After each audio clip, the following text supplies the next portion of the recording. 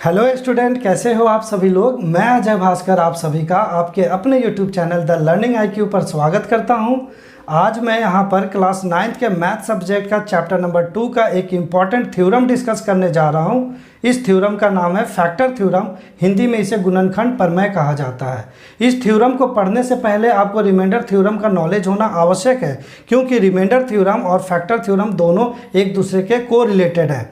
तो जो student remainder theorem के बारे में कुछ भी नहीं जानते वह हमारा प्रीवियस वीडियो जाकर देख सकते हैं। वहां पर मैं बिल्कुल अच्छे तरीके से रिमाइंडर थ्योरम को एक्सप्लेन किया हूं तथा आपको समझाने के लिए वहां पर 2-3 एग्जाम्पल भी लिया हूं। तो उस प्रीवियस वीडियो का लिंक आपको हमारे आई बटन पर मिल जाएगा, आप आई बटन पर जाकर लिंक प्राप्त कर सकते हैं। उस वीडियो को देखने के बाद ही, अच्छे तरीके से रिमाइंडर थ्योरम समझने के बाद ही आप इस वीडियो को देखिएगा, तभी आपको फैक्टर थ्योरम समझ में आएगा। चलिए अब आगे बढ़ते हैं और जान लेते हैं फैक्टर थ्योरम क्या होता है। और जब फैक्टर थ्योरम हम सीख लेंगे तब हम लोग करेंगे एक्सरसाइज 2.4 के प्रॉब्लम का सॉल्यूशन। तो चलिए क्लास की ओर चलते हैं। मेरे प्यारे स्टूडेंट, उम्मीद करता हूं कि आप लोग रिमाइंडर थ्योरम का वीडियो देखे होंगे और अच्छे से समझे होंगे। आइए अब हम लोग करते हैं फैक्टर थ्योरम। फैक्टर थ्योरम का हिंदी होता है गुणनखंड प्रमेय। फैक्टर थ्योरम का स्टेटमेंट देखो, let Px be a polynomials of degree greater और इक्वल टू 1। कहा गया कि Px है सो एक पॉलिनोमियल्स है जिसका डिग्री है सो या तो 1 है या तो 1 से ज़्यादा है। आगे बोलता है and a be a real number such that Pa equal to 0। बोला कि a एक रियल नंबर है और जिससे Pa इक्वल टू 0 हो जाता है, then x minus a is a factor of Px। तो बोला गया कि x माइनस a है सो फैक्टर होगा किसका, Px का, फैक्टर ऑफ Px। तो यहाँ तक बात को हम लोग पहले समझते हैं कि इस स्टेटमेंट का मतलब क्या हुआ। इस स्टेटमेंट में यह कहा गया है कि कोई भी पॉलिनोमियल से Px को अगर हम डिवाइड करते हैं x माइनस a से और रिमाइंडर हमारा 0 आता है, तो यह डिवाइजर मतलब जिस चीज़ से हम डिवाइड करते हैं डिविडेंड को, वह हमेशा हमारा फैक्टर होगा डिविडेंड का। कब होगा, जब रिमाइंडर 0 आएगा। यह Pa ही रिमाइंडर है। ये आप प्रीवियस वीडियो में देखे होंगे, रिमाइंडर जब मैं पढ़ा रहा था रिमाइंडर थ्योरम, तो ये Pa इक्वल टू R आया था, Pa इक्वल टू R, और यही था आपका रिमाइंडर। तो सेम यहाँ पर आप इसे इस फॉर्मेट में देखो कि x माइनस a से जब मैं Px को डिवाइड किया तो Qx कोशिएंट आया और रिमाइंडर आया हमारा Rx।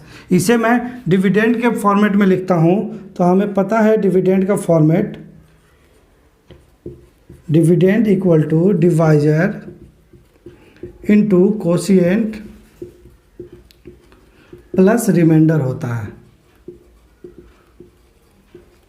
तो यहाँ पे डिविडेंड हमारा Px है और डिवाइजर हमारा क्या है, डिवाइजर हमारा x माइनस a है और कोशिएंट हमारा Qx है प्लस में रिमाइंडर Rx है।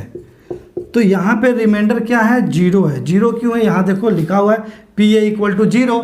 तो जब रिमाइंडर 0 हो जाएगा तो हम इसे इस फॉर्मेट में लिख सकते हैं x minus a into Qx।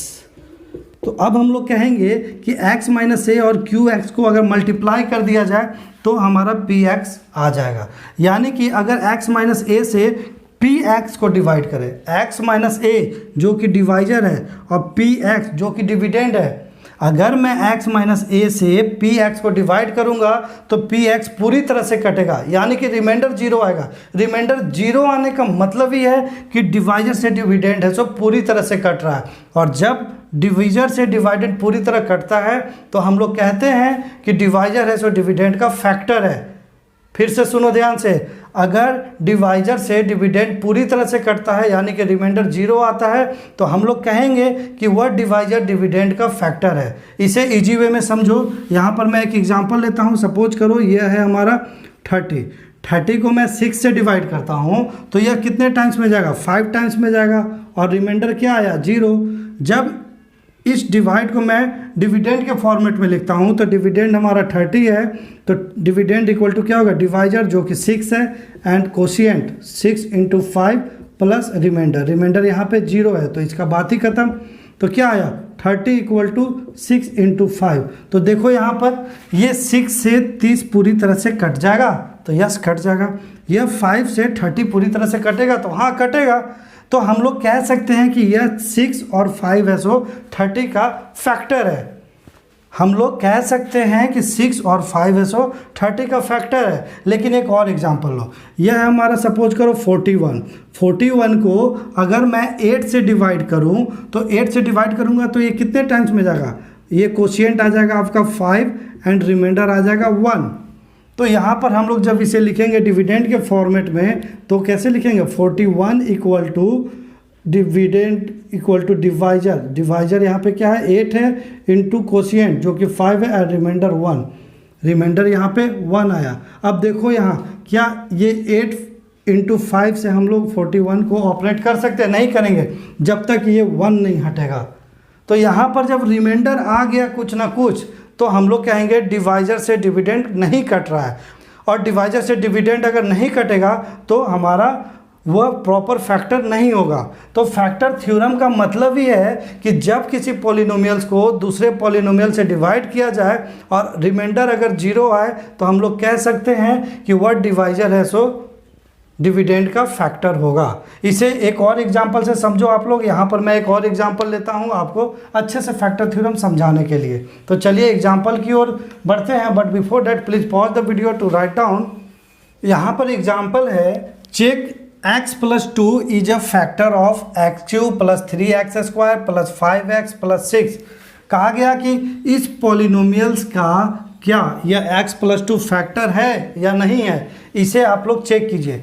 तो अभी मैं बताया फैक्टर थ्योरम में कि अगर फैक्टर होगा तो रिमाइंडर हमेशा 0 आएगा, अगर फैक्टर होगा तो रिमाइंडर हमेशा 0 आएगा। तो यहाँ पर हम लोग चेक करते हैं कि हमारा रिमाइंडर 0 आता है या नहीं। तो इसे हम लोग px मान लेते हैं और इसे gx मान लेते हैं। तो यहाँ पर हम लोग क्या करेंगे, px को डिवाइड करेंगे gx से और चेक करेंगे कि रिमाइंडर 0 आता है या नहीं।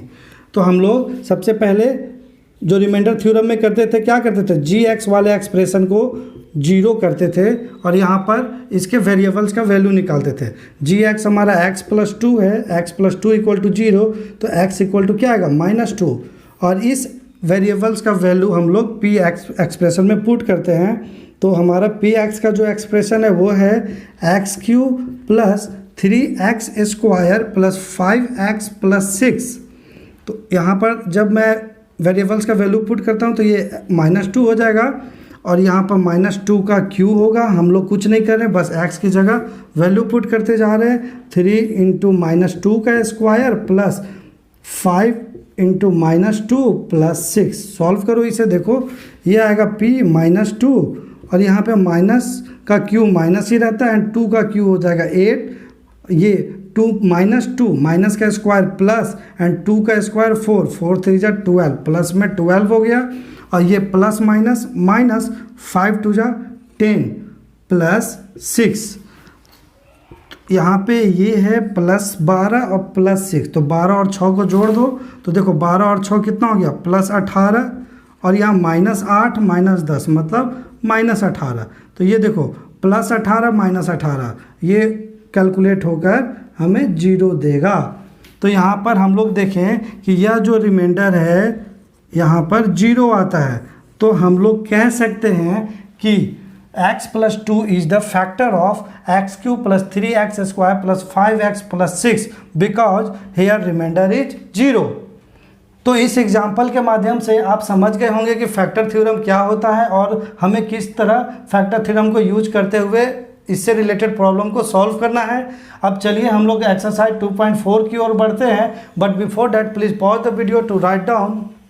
यहाँ पर मैं एक्सरसाइज 2.4 का फर्स्ट नंबर सवाल लिया हूँ। फर्स्ट नंबर सवाल देखो, determine which of the following polynomial has x + 1 A factor. मतलब कहा गया है कि 1 में टोटल 4 पार्ट दिया गया है और 4 पार्ट में हमें यह चेक करना है, डिटरमाइन करना है कि ये x + 1 किसका फैक्टर है और किसका नहीं है। तो सबसे पहले हम लोग x + 1 को उठाएंगे। देखो यह जो एक्सप्रेशन दिया गया है 4 a b c d में, उसे आप लोग px मान लो, और जो एक्सप्रेशन यहाँ दिया गया है इसे आप लोग gx मान लो, ठीक है। तो हम लोग फैक्टर चेक करने के लिए कि वह फैक्टर है या नहीं क्या करते हैं, सबसे पहले g(x) को हम लोग 0 कर देते हैं और g(x) को 0 करके हम लोग वेरिएबल्स निकालते हैं।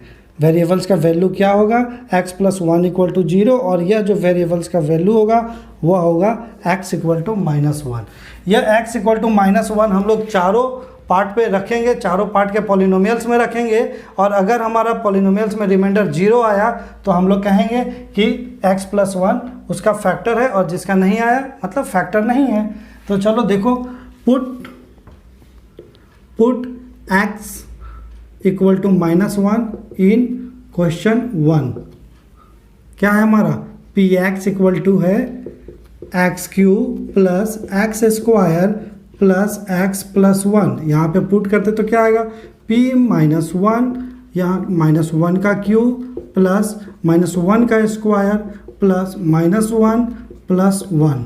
इसे सॉल्व करो आप लोग, देखो माइनस का क्यूब तो माइनस ही रहता है, 1 का क्यूब 1 ही रहेगा और ये वो -1 मतलब माइनस का स्क्वायर प्लस और 1 का स्क्वायर 1 मतलब यह हो जाएगा +1 और ये प्लस माइनस -1 और ये +1। तो यहाँ पर हम लोग देख रहे हैं कि यह -1 है, यह -1 है, तो यह हो जाएगा -2 और ये +1 + 1 ये हो जाएगा +2। तो यह रिजल्ट आ जाएगा कटकर 0। तो यहाँ पर हमारा रिमाइंडर जो आया p - 1 वह 0 आया। तो हम लोग कहेंगे कि a है सो a का फैक्टर है x + 1। ऐसे हम लोग कह सकते हैं कि a का फैक्टर है x + 1। अब हम लोग चेक करेंगे b नंबर, तो b नंबर में जो हमारा px है वह है x⁴ + x³ + x² + x + 1। तो यहाँ पर हम लोग पुट करेंगे x = -1 तो p - 1 हो जाएगा। हम लोग कुछ नहीं करेंगे, जहाँ जहाँ x है वहाँ x का वैल्यू पुट करते चलेंगे जो कि -1 है। तो -1 का पावर 4 + -1 का पावर 3 + -1 का पावर 2 + -1 + 1। तो यहाँ पे -1 का पावर 4 करेंगे तो माइनस तो प्लस हो जाएगा, 1 ही रहेगा, मतलब ये +1 और ये -1 का क्यूब -1 ही रहता है और ये -1 का स्क्वायर +1 बन जाएगा और प्लस -1 और ये +1। तो यहाँ पर ये -1 इस +1 से कट जाएगा और यह +1 इस -1 से कट जाएगा। तो रिजल्ट जो आएगा 1 आएगा। तो यहाँ पे क्या रिमाइंडर हमारा 0 आया, तो आप कहोगे नहीं सर, तो जब रिमाइंडर नहीं 0 आया तो यह x + 1 है, सो इस एक्सप्रेशन का फैक्टर नहीं है। ठीक है, आगे आपका 2 और पार्ट दिया गया है C एंड D आप लोग खुद से करो, क्योंकि मैंने A और B तो बता ही दिया, इसी पे डिपेंडेंट है वो। C D कर लो, अगर किसी को प्रॉब्लम होगा तो मुझे कमेंट कर दो या व्हाट्सएप पे फॉलो करो, मैं वहाँ पर इसका सॉल्यूशन प्रोवाइड कर दूंगा। ठीक है, तो अब हम लोग बढ़ते हैं सेकेंड नंबर सवाल की ओर, but before that please pause the video to write down. अब हम लोग क्वेश्चन नंबर 2 को करेंगे। देखो यहाँ पर क्वेश्चन नंबर 2 है, use the factor theorem to determine whether g(x) is a factor of px। मतलब कहा गया है कि हमें फैक्टर थ्योरम का यूज करते हुए यह बतलाना है कि क्या px का जो फैक्टर है वह gx होगा या नहीं।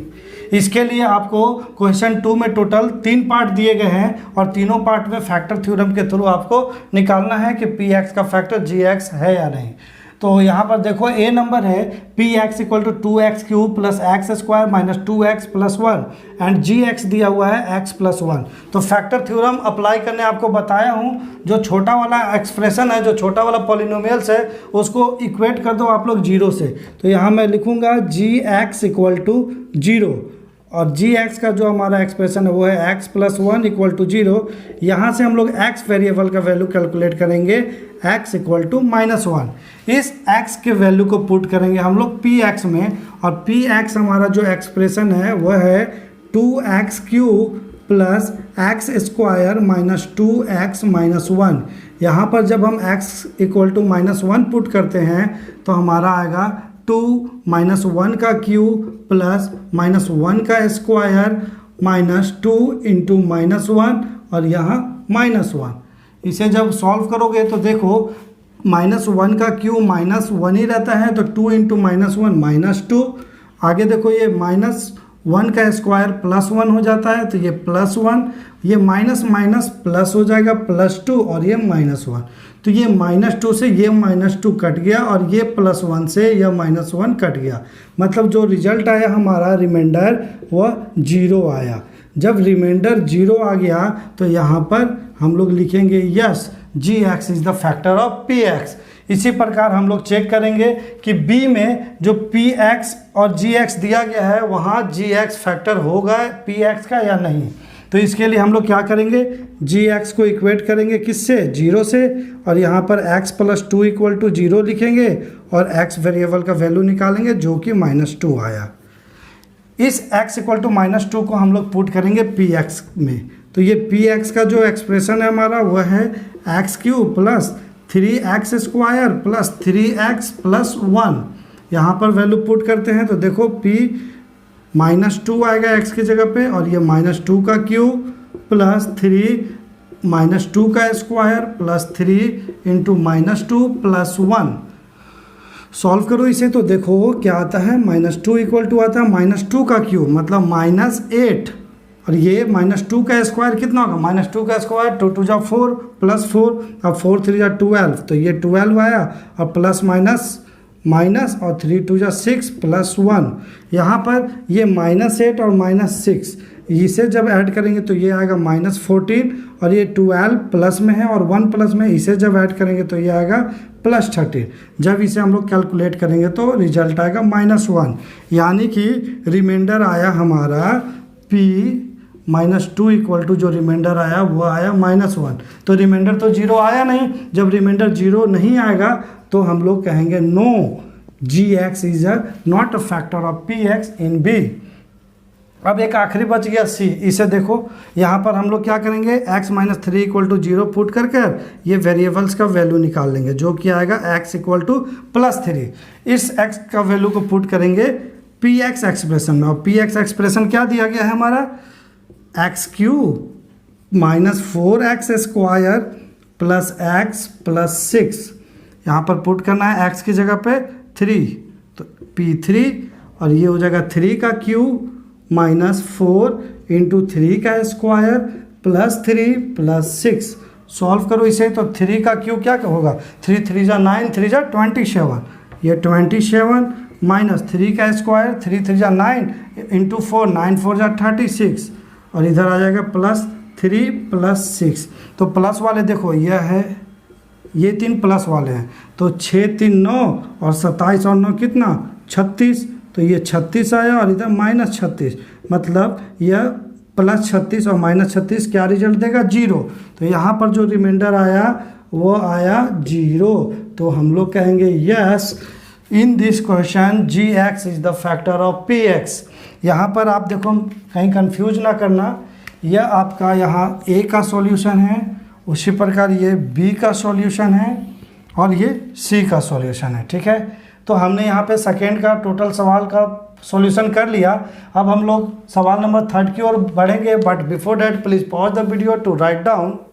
आइए अब हम लोग क्वेश्चन नंबर 3 को सॉल्व करते हैं। क्वेश्चन नंबर 3 में देखो, find the value of k if x - 1 is a factor of px।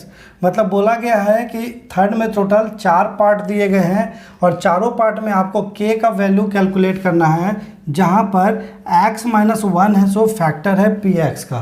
तो ये x - 1 फैक्टर है px का मतलब क्या हुआ, तो x - 1 = 0 हो जाएगा, और यहाँ पर x वेरिएबल्स का जो वैल्यू है वो 1 आएगा। तो x = 1 हम लोग पुट करेंगे सारे पार्ट में, 1 2 3 4 सारे पार्ट में x = 1 पुट करेंगे और k का वैल्यू निकालेंगे। देखो किस तरह से निकालना है। फर्स्ट नंबर सवाल देखो px है, px = x² + x + k। तो यहाँ पर हम लोग 1 पुट करेंगे, तो ये क्या होगा 1 का स्क्वायर प्लस 1 प्लस k, और जो हमारा रिमाइंडर है वो तो 0 आएगा। जब फैक्टर है तो रिमाइंडर तो 0 आना ही आना है, तो बगल में हम लोग लिख देंगे 0। सॉल्व करो इसे तो ये क्या होगा 1 का स्क्वायर 1 + 1 + k = 0। तो ये 1 + 1 2 + k = 0 और k = आया -2, ठीक है। फर्स्ट नंबर सॉल्व हो गया हमारा। यहाँ देखो 0 हम क्यों किए, हमें पता है कि किसी भी पॉलिनोमियल्स का फैक्टर gx तभी होगा जब हम px को gx से डिवाइड करेंगे और रिमाइंडर 0 होगा। अगर रिमाइंडर 0 नहीं होता तो हमारा फैक्टर नहीं होता। तो यहाँ स्टेटमेंट में साफ कहा गया है कि x माइनस 1 है, सो फैक्टर है px का, इसीलिए हम लोग यहाँ पे रिमाइंडर 0 कर दिए हैं। ठीक है, अब आगे देखो सेकेंड नंबर सवाल। सेकेंड नंबर सवाल में भी हम लोग 1 पुट करेंगे तो ये होगा p1 इक्वल टू 1 का square plus k into 1 plus √2 equal to 0। Solve करो इसे तो देखो 1 का स्क्वायर 1 ही हो जाता है, मतलब 2 into 1 2 plus k into 1 k plus √2 equal to 0। जब ये +2 और प्लस √2 को RHS की तरफ ले जाएंगे तो माइनस में हो जाएगा। हम लोग लिखेंगे k इक्वल टू -2 माइनस √2। यहाँ पर k इक्वल टू, यहाँ पे भी माइनस है, यहाँ पे भी माइनस है, तो माइनस को कॉमन ले लेंगे तो बचेगा यहाँ 2 प्लस √2। ये दो माइनस मिलकर ही प्लस बनाते हैं, ये चीज़ ध्यान रखना। ये -1 और ये -1 दोनों मल्टीप्लाई होते हैं तो जाकर प्लस बनता है। तो यहाँ पे यह माइनस है, एक माइनस को जब मैं निकाल दिया तो यहाँ प्लस बच गया। ये चीज़ समझ रहे होगे आप लोग। तो हमारा k का वैल्यू आया यहाँ -2 प्लस √2। अब देखो थर्ड नंबर में हमारा है px equal to kx square plus √2x plus 1। यहाँ पे हम लोग x का वैल्यू पुट करेंगे जो कि 1 है, तो p1 इक्वल टू होगा k इंटू 1 का स्क्वायर माइनस √2 इंटू 1 प्लस 1 और इक्वल टू 0, रिमाइंडर इज 0। यहाँ पे 1 का स्क्वायर क्या होगा 1 ही, तो k इंटू 1 k √2 इंटू 1 √2 और ये प्लस 1 इक्वल टू 0। यहाँ पे k को छोड़ देंगे LHS की तरफ और माइनस √2 प्लस 1 को RHS की तरफ ले जाएंगे, तो ये माइनस √2 हो जाएगा प्लस √2 और ये प्लस 1 हो जाएगा -1। ये आया k का वैल्यू C का, मतलब थर्ड नंबर का। फोर्थ नंबर में भी हम लोग वैसे ही करेंगे, x की जगह 1 पुट करेंगे तो देखो पुट करने से क्या मिलेगा, k इंटू 1 का स्क्वायर -3 इंटू 1 प्लस k। 2 के हैं क्या, हाँ 2 के हैं, ठीक है। यहाँ पर भी k, तो ये तो इक्वल टू 0 हो गया है। तो यहाँ k into 1 k -3 plus k equal to 0। तो ये प्लस k हो जाएगा 2k और ये 3 को हम लोग ले जाएंगे RHS की तरफ, तो ये 3 आया और यहाँ पर k इक्वल टू हमें मिला 3/2। इसी के साथ ही हमारा थर्ड नंबर सवाल का चारों पार्ट का सॉल्यूशन कंप्लीट हुआ। अब हम लोग फोर्थ नंबर की ओर बढ़ेंगे, but before that please pause the video to write down. सवाल नंबर 4 में टोटल 4 पार्ट दिए गए हैं और इस चारों पार्ट में आपको क्वाड्रेटिक पॉलिनोमियल्स दिया गया है और बोला गया है कि इन पॉलिनोमियल्स का फैक्टराइजेशन कीजिए। तो यहाँ पर क्वाड्रेटिक पॉलिनोमियल्स का मतलब क्या होता है, जिसके मैक्सिमम पावर 2 हो। तो सबसे पहले ए नंबर है, देखो यहाँ पर 12x square minus 7x plus 1, maximum degree कितना है 2 है, ठीक है। तो इसे हम लोग को फैक्टर करना है। तो फैक्टर कैसे किया जा सकता है ये देखो, सीखो इस चीज़ को। तो देखो यहाँ पे सबसे पहले हम लोग क्या करते हैं कि हमें पता है पॉलिनोमियल्स में टर्म्स होते हैं। तो यहाँ पर 3 टर्म्स हैं, 12x square first term, 7x second term and 1 है सो थर्ड टर्म है। तो हम लोग क्या करेंगे, फर्स्ट एंड थर्ड टर्म के कोफिशिएंट को मल्टीप्लाई करेंगे। कोफिशिएंट क्या होता है, तो वेरिएबल्स के आगे वाला नंबर, मतलब यहाँ पर देखो एक्स स्क्वायर वेरिएबल से, तो इसके आगे वाला नंबर क्या है 12। तो यहाँ पर 12 इंटू 1 को मल्टीप्लाई करेंगे। देखो यहाँ पर 12 इंटू 1 को मल्टीप्लाई किए तो हमें क्या प्राप्त हुआ 12, ठीक है। तो अब हमको इस 12 को तोड़ना है, 12 को तोड़ना है और देखना है कि किस तरह से हम इसको 7 बना सकते हैं। तो देखो यहाँ पर सबसे पहले 12 को तोड़ते हैं। सबसे पहले 12 को तोड़ेंगे तो क्या लिख सकते हैं 1 इंटू 12 मल्टीप्लाई किए 1 इंटू 12 तो हमें 12 प्राप्त हुआ। आगे देखो 1 को 2 करोगे तो ये क्या हो जाएगा 2 6 जा 12, 2 को अगर 3 करते हैं तो 3 4 जा 12। अब आगे देखो क्या होगा 3 के बाद 4 4 3 जा, तो ये तो इसी का रिपीटेशन होगा। जब रिपीटेशन होने लगेगा तो हम लोग छोड़ देंगे। तो अभी हम लोग ने देखा कि हमारे पास 3 ऑप्शन आ गए हैं लेकिन हमें क्या करना है, हमें इस तरह से तोड़ना है कि जोड़ने या घटाने पर हमारा 7 प्राप्त हो। तो क्या 6 और 2 को जोड़ेंगे घटाएंगे तो क्या 7 प्राप्त हो सकता? नहीं हो सकता। 12 एंड 1 को नहीं हो सकता सर। लेकिन क्या ये 3 और 4 को जोड़ा जाए तो क्या 7 मिल सकता है? तो हाँ सर मिल सकता है। तो हम लोग इसे ही लेंगे, ठीक है। तो ये 3 एंड 4 को मैं ले लिया। अब हमें साइन 7 के पहले कौन सा साइन है इस पे देखते हैं। तो यहाँ पर माइनस का साइन है, तो हमें ऐसा यहाँ पर 3 एंड 4 के बीच में रिलेशन लाना है कि हमें ऐड करने पर माइनस का साइन हो। तो अगर मैं यहाँ 3 के पहले माइनस लगा दूँ और 4 के पहले भी माइनस लगा दूँ तो ये 3 और -4s हो प्लस हो जाएगा, मतलब माइनस माइनस प्लस होगा और -7 होगा, ठीक है। फर्स्ट तो ये है कि आप लोग पहले फैक्टर को देखोगे, फैक्टर को तोड़ोगे और फैक्टर से निकालोगे कि बीच वाला नंबर आ रहा है या नहीं, जोड़ने या घटाने पे। अब बाद में हम लोग क्या देखेंगे कि फैक्टर को मल्टीप्लाई करने पे जो ऊपर में first term and third term को मल्टीप्लाई करके जो रिजल्ट आया था उसके इक्वल आ रहा है या नहीं। तो अगर हम लोग 3 एंड 4 को मल्टीप्लाई कर देंगे तो 12 आ जाएगा। साथ में माइनस एंड माइनस को मल्टीप्लाई करेंगे तो प्लस, और यहाँ पर क्या हमें मिला है? +12 ही मिला है। तो ये वैल्यू बिल्कुल करेक्ट है, इसे ही हम लोग पुट करेंगे। तो देखो अब पुट कैसे करना है। यहाँ पर 12x² लिखना है, फर्स्ट टर्म को वैसे ही लिखेंगे, और यहाँ माइनस का साइन है। 7x को हम लोग क्या लिखें? -3 एंड -4, तो लिखेंगे -3 और x लगा देंगे, और ये -4x, और ये लास्ट टर्म जो थर्ड है उसको भी वैसे ही लिख देंगे जैसा था। छेड़छाड़ करना है सिर्फ सेकेंड टर्म में, बीच वाले टर्म में। अब देखो यहाँ पर ये 12x² -3x में क्या कॉमन है। तो यहाँ पर हम लोग देखते हैं कि सर x यहाँ भी है, x यहाँ भी है, तो x को बाहर निकालो पकड़कर। अब देखो 12 एंड 3 में क्या कॉमन है, तो कहोगे सर 3 कॉमन है क्योंकि 3 का टेबल में 12 आएगा। तो यहाँ पर हम लोग 3 को भी पकड़कर बाहर निकालेंगे।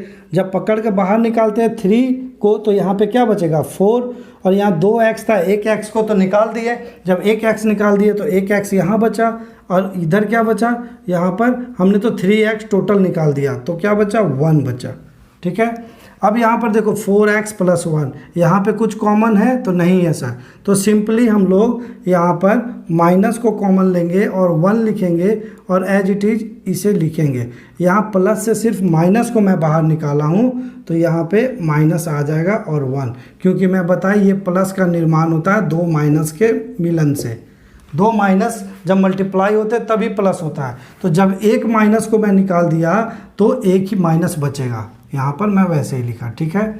अब देखो ये 3x × 4x - 1 × 4x - 1 आया, और आगे देखो यहाँ पर ये 4x - 1 और ये 4x - 1 क्या 3x और -1 में कॉमन है? तो हाँ सर है। तो ये दोनों को पकड़कर बाहर निकालो, 4x - 1 को पकड़कर बाहर निकालोगे तो अंदर क्या बच जाएगा? यहाँ पे 3x बच जाएगा और इधर -1 बच जाएगा। तो यहाँ पर देखो ये 4x - 1 एंड ये 3x - 1 है। सो दोनों हमारा 12x² - 7x + 1 का फैक्टर होंगे। ऐसे फैक्टराइजेशन निकालना है क्वाड्रेटिक पॉलिनोमियल्स का। अगर हमारा नहीं दिया गया है कि कोई भी नंबर, जैसे px को डिवाइड करते थे ना gx से, तो यहाँ तो px दे दिया गया लेकिन gx तो नहीं दिया गया है, तो फैक्टर निकालोगे कैसे? फैक्टर हम लोग इस तरह से निकालेंगे, ठीक है। अब देखो a हो गया हमारा, b नंबर देखते हैं। पहले इसे मैं रफ कर लेता हूँ।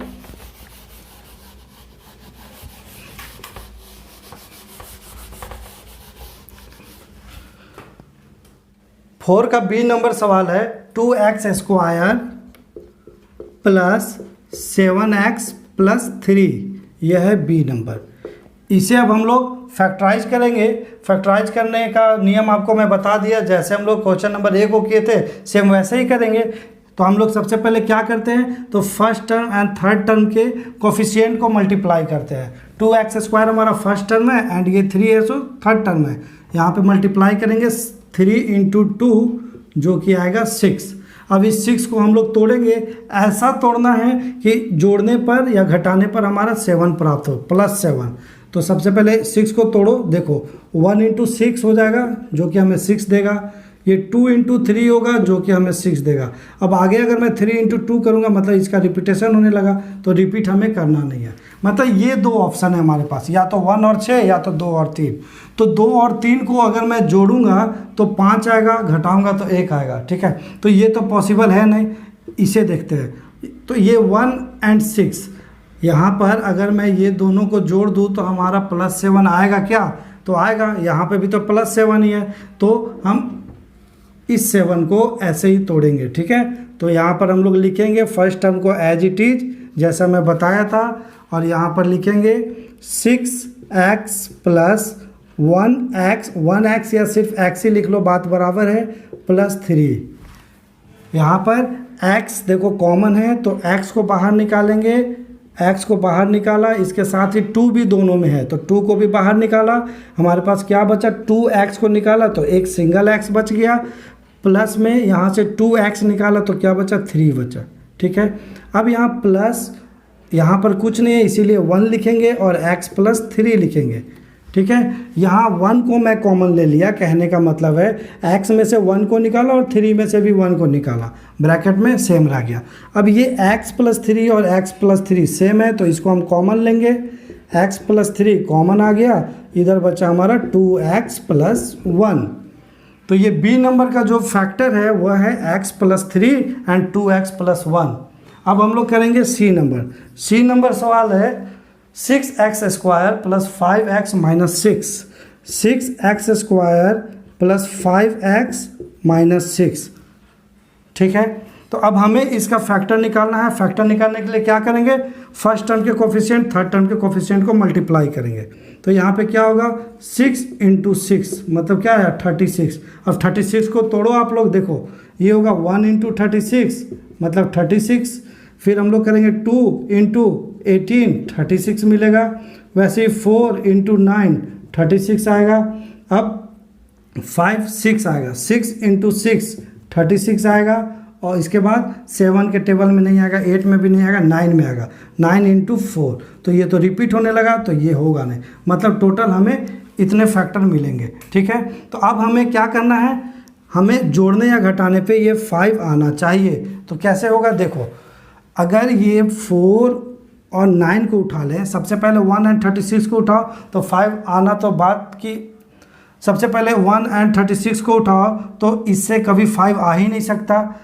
2 और 18 को उठाओ तो 18 और 2 को सब्ट्रैक्ट या ऐड करेंगे तो 5 आने का बात ही नहीं है। 4 और 9 को उठाओगे तो देखोगे कि अगर 9 में से अगर 4 को माइनस कर दिया जाए तो हमें 5 मिल जाएगा, ठीक है। मतलब 9 को प्लस रखना पड़ेगा और 4 को माइनस रखना पड़ेगा, तभी हमें +5 मिलेगा। तो सेम इसे आप यहाँ पर लिखो। तो यहाँ हम लोग लिखेंगे 6x² + 5x को क्या लिखेंगे? +9x - 4x, और यहाँ सेम लिखेंगे -6। अब हम लोग कॉमन लेंगे तो 6x² + 9x में कॉमन क्या है? तो x है सबसे पहले, और 6 और 9 में 3 है, तो यहाँ पर हमारा क्या बचेगा? 3x बाहर निकाल दिए तो हमारा 3 2 जा 2x बचा, और इधर 3x बाहर निकाले हैं तो 3 बचा, ठीक है। वैसे ही यहाँ देखो ये माइनस है तो माइनस तो कॉमन आएगा, साथ में 4 और 6 में क्या कॉमन है? तो 2 कॉमन है, 2 कॉमन है तो यहाँ पे क्या बचा? 2x, और ये माइनस निकाल दिया तो अंदर में क्या बचेगा? +3, ठीक है। अब देखो यहाँ पर 2x + 3 एंड 2x + 3 कॉमन है तो इसको हम लोग बाहर निकालेंगे और अंदर में रह जाएगा 3x - 2। तो ये दोनों फैक्टर है 6x² + 5x - 6 का, ठीक है। अब एक सवाल और रह गया है फोर्थ का, डी नंबर, उसे हम लोग कर लेते हैं।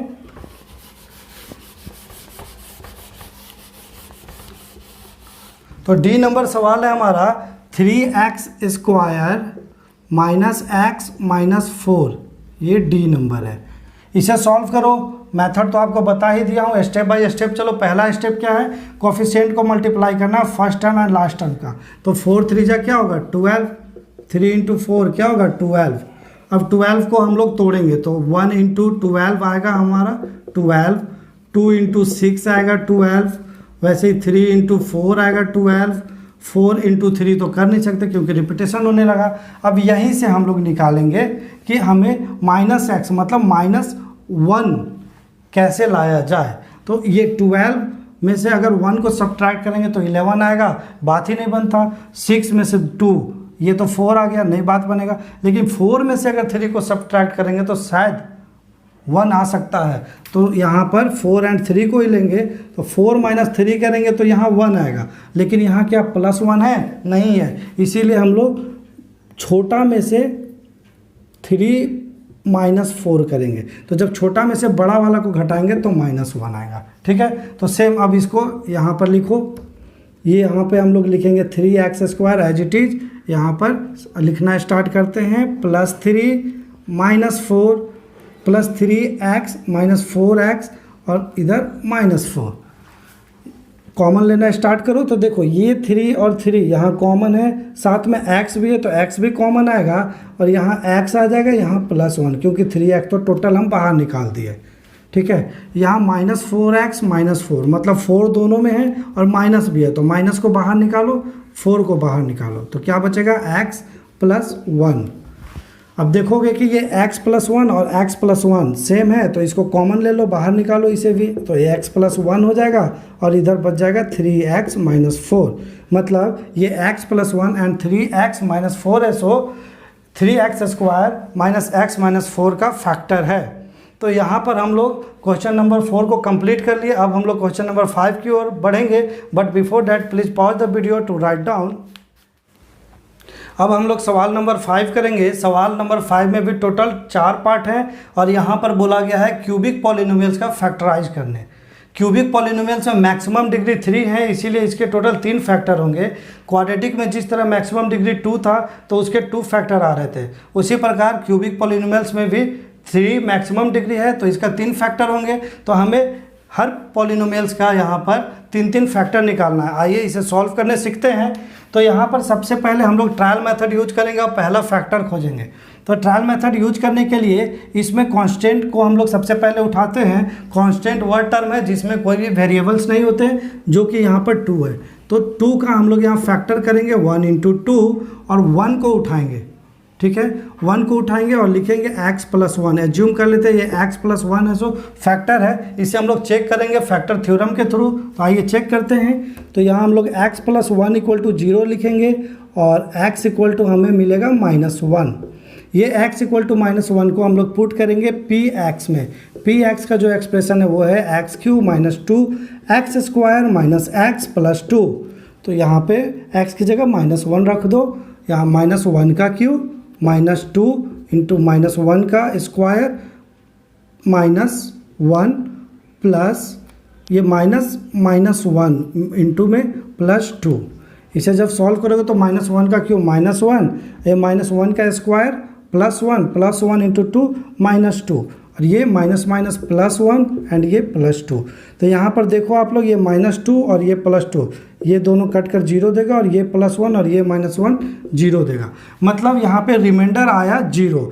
मतलब कहने का मतलब है कि जब रिमाइंडर 0 आ जाएगा तो इसका मतलब क्या हुआ कि x + 1 है, सो हमारा फैक्टर है x³ - 2x² - x + 2 का। तो यहाँ पे पहला जो फैक्टर मिला वो हमें मिला x + 1।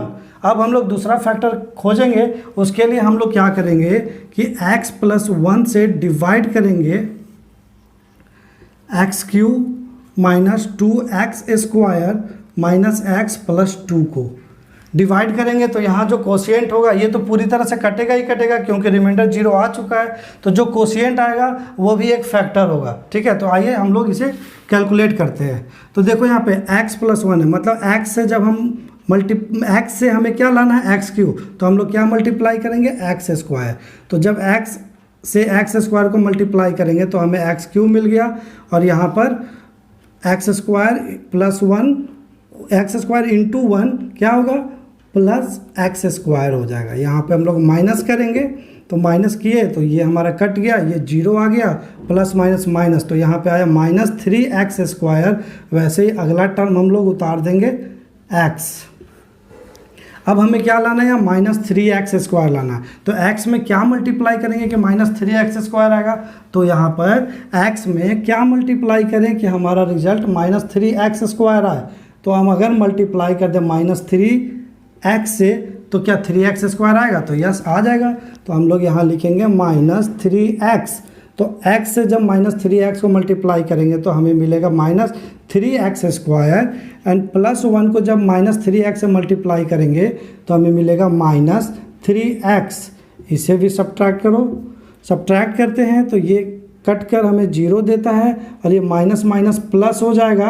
और +3x में से जब -x घटाएंगे तो हमें क्या मिलेगा, +2x मिलेगा। तो +2x +2, ठीक है। अब आगे देखो, ये x को अब हमें 2x बनाना है। तो x को 2x बनाने के लिए क्या करेंगे, सिंपली +2 से मल्टीप्लाई कर देंगे। तो +2 से मल्टीप्लाई जैसे ही करते तो 2 × x 2x एंड 2 × 1 +2। यहाँ पे सब्ट्रैक्ट करते हैं तो यह कट कर हमें 0 दे देता है। तो हमारा एक और यहाँ पर फैक्टर मिल गया जो कि है x² -3x +2। लेकिन अभी तक हमें सिर्फ 2 फैक्टर मिले, हमें 3 फैक्टर खोजने हैं। तो तीसरा फैक्टर कैसे निकलेगा, यहाँ पर देखो यह है क्वाड्रेटिक पॉलिनोमियल्स। और क्वाड्रेटिक पॉलिनोमियल्स का फैक्टर निकालने आपको मैं सिखाया था। इसके टोटल 2 फैक्टर होंगे। तो इसका हम लोग सबसे पहले फैक्टर निकालेंगे। कैसे, आपको बता रखा हूँ। ये x² -3x +2 है। तो इसके first term and last term के कोफिशिएंट को मल्टीप्लाई करेंगे। फर्स्ट टर्म का कोफिशिएंट 1 है तो 1 × 2 कितना आया, 2 आया, ठीक है। तो अब ये 1 × 2 फैक्टर का यूज करते हुए हमें 3 बनाना है। कैसे बनेगा, तो -1 और -2 कर दे तो -3 बन जाएगा क्या, तो यस बन जाएगा। तो यहाँ पर हम लोग लिखेंगे x² माइनस x माइनस ये -x इसलिए लिखा क्योंकि 1 है, 1 × x भी आप लिख सकते हो, -2x +2। यहाँ पर हम लोग देखते हैं कि ये x कॉमन है तो x को बाहर लेकर आएंगे तो यहाँ बच जाएगा x और इधर 1, x -1। और यहाँ पर देखते हैं सिर्फ 2 कॉमन है तो 2 को ही कॉमन लेते हैं, -2 और x। जब माइनस को बाहर निकाले तो यहाँ भी माइनस और यहाँ पे 2 बाहर आ गया तो 1 बचा। तो यहाँ पर x -1 कॉमन है तो x -1 को बाहर निकालें तो इधर बच गया x -2। तो यहाँ पर देखो इसे मैं इस फैक्टर में कन्वर्ट कर दिया। तो अब मैं लिख सकता हूँ x +1 फर्स्ट फैक्टर है, x -1 सेकेंड फैक्टर है एंड x -2 है सो थर्ड फैक्टर है। ये टोटल सॉल्यूशन था 5th का फर्स्ट नंबर का। ऐसे ही सेकेंड नंबर बनेगा, थर्ड नंबर बनेगा, फोर्थ नंबर बनेगा। आप उसे खुद से करो, आप खुद से करो ताकि आपका प्रैक्टिस होगा। अगर नहीं बनता है तो मुझे कमेंट करो, मैं उसका सॉल्यूशन प्रोवाइड करा दूंगा। इसी के साथ एक्सरसाइज 2.4 का सॉल्यूशन कंप्लीट होता है। अब हम लोग यहाँ पे क्लास को स्टॉप करते हैं। नेक्स्ट वीडियो में हम लोग एक्सरसाइज 2.5 का सॉल्यूशन लेकर आएंगे। अगर आपको हमारा वीडियो पसंद आ रहा है तो वीडियो को लाइक कर लीजिए और हमसे जुड़े रहने के लिए हमारे चैनल को सब्सक्राइब कर लीजिए ताकि आप तक ऑटोमेटिक हमारे वीडियो का नोटिफिकेशन मिलता रहे। और इसे जितना हो सके शेयर कीजिए ताकि इसका लुत्फ़ हर कोई उठा सके। चलिए मिलते हैं नेक्स्ट वीडियो में। जय हिंद, जय भारत।